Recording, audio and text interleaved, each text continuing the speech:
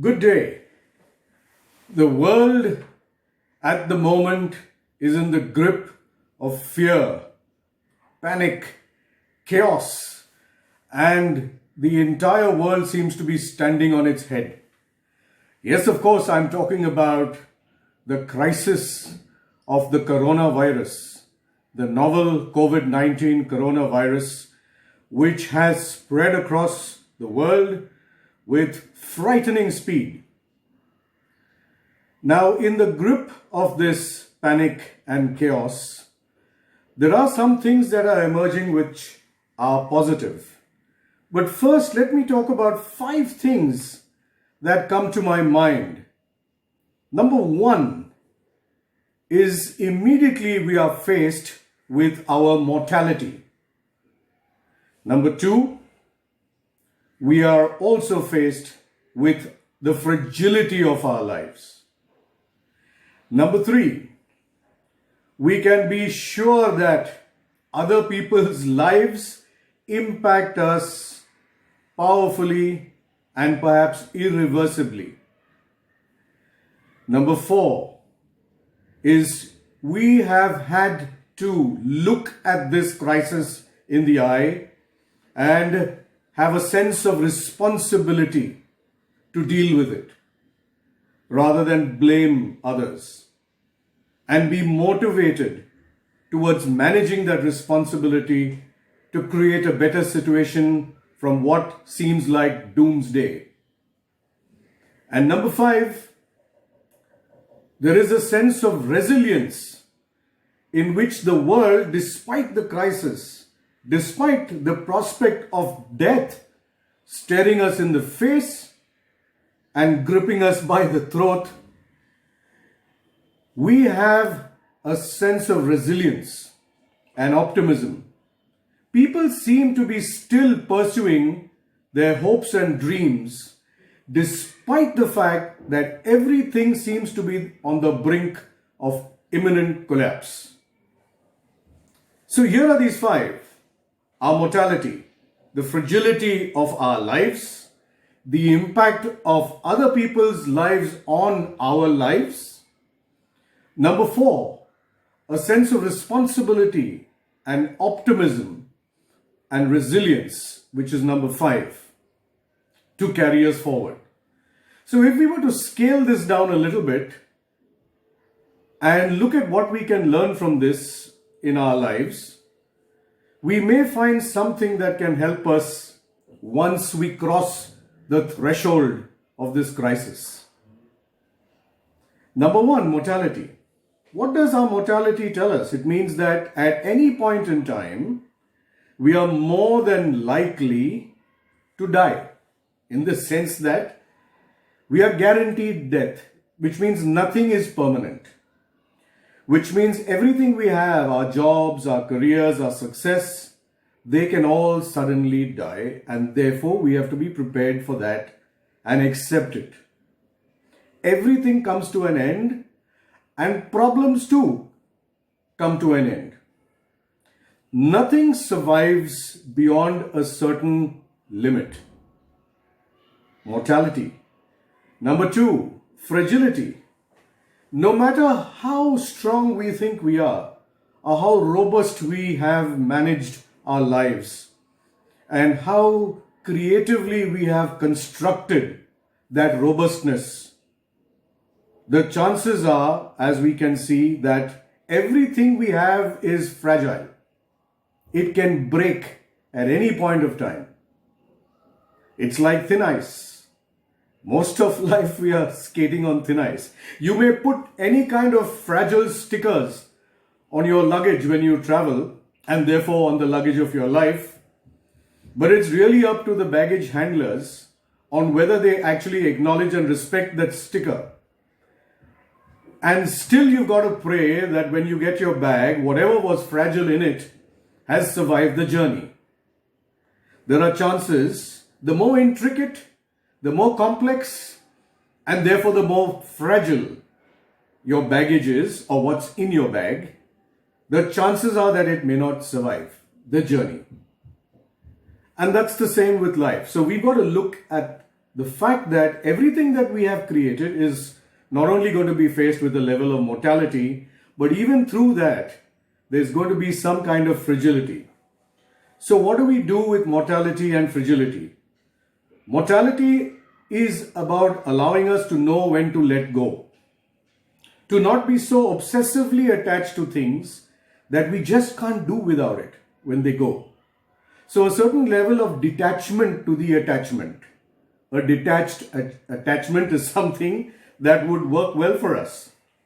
So, while you create and while you do everything to set up life, be prepared that it may suddenly just go away or come to a grinding halt.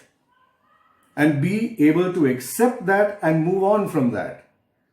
Yeah. You may have to go through a period of time when that mortality rests on you like a big dark cloud, but remember, you can get beyond it. Just as the world knows that we are going to get beyond this scourge.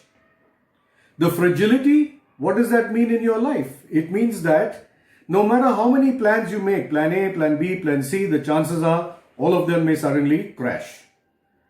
And therefore, you've got to be able to manage the crash, manage to work through it, manage to understand that some of the pieces may not really, be put together again. And even if you do put it together again, the chances are the scars of that fragility will probably last all the way through whatever life is left. Which means maybe we should be looking at more than one thing. Maybe we should be looking at how to create expertise and competence in more than one area. So that when something crashes, we have something else to be able to work on. Something that will boost us to be able to deal with that fragility. Right? So have a source where you can go to replace what you have lost or which has broken, or have multiple sources where you can go to deal with what else is in your bag, right? Number 3, we can't get away from the fact that other people's lives impact us irreversibly, as we can see. And running away from the fact or denying the fact or being upset with the fact that other people's lives impact us is not going to help us. As you can see, many of us who are getting the coronavirus in the world are not because those people have gone and been not careful about what they do, have been careless in the way they've handled things, have not followed the procedures and precautions. It's just a fact that there are other people, enough of other people around the place who are likely to transmit that to you. The latest celebrity victims are Tom Hanks and his wife.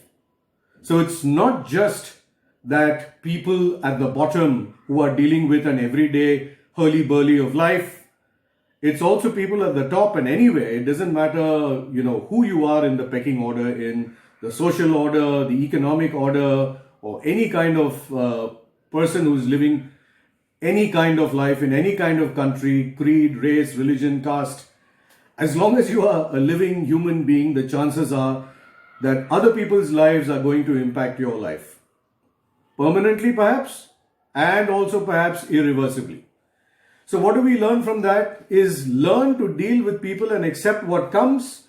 Don't run away from dealing with them, but understand the precautions that you need to take. But at the end of the day, if something goes wrong because of the people who you are working with or living with or dealing with, there is no time and no purpose in blaming them.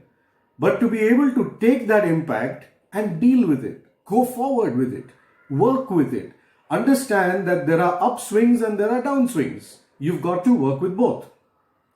Which brings us to point number 4, responsibility and the motivation that you need to be able to deal with this. Instead of blaming others, we've been able to take a pause, press the pause button. As far as the coronavirus is concerned, life has come to a kind of a halt where everyone has pressed the pause button and said, you know what, hey, let's stop what we are doing and pay really close attention to what we should be doing about this.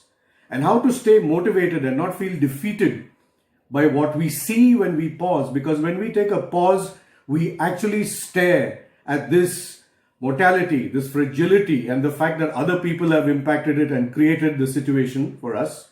straight in the face. And we've got to be able to manage the responsibility and manage to be motivated enough to move our lives ahead to the solutions that await us. Rather than sit and cry or curse or blame others, there's no time to do the blame game.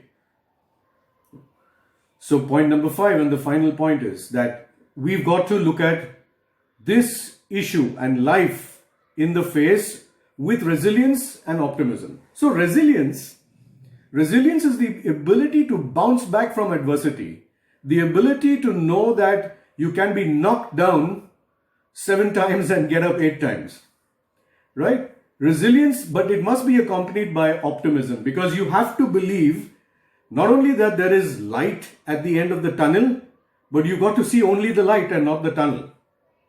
Because if you get obsessed with the tunnel, you won't see the light even if it is there, isn't it? So resilience is something that will take us forward. It will charge us, it will energize us. It will allow us to take reversals in our stride. It will allow us to make better plans. It will allow us to go forward. It will allow us to make a better life, a better future. And therefore, this is what we are talking about. Maybe we can take these 5 things and learn from it, scale it down to our everyday lives, scale it down to what we are doing, and see how meaningful it can get to us. Well, let me put these 5 things in your hat. I hope you get a chance to think about it and perhaps tell us about what you are doing to manage your life with the learnings from this massive worldwide pandemic, a scare that has had us really frightened almost to death. And sometimes everyday life is like that, isn't it? So, till we meet again, see you around, stay safe, stay well, bye. This is Dexter, wishing you good luck and all the best for the weekend and the week ahead and the month ahead and the year ahead. And we will see you again. Bye-bye.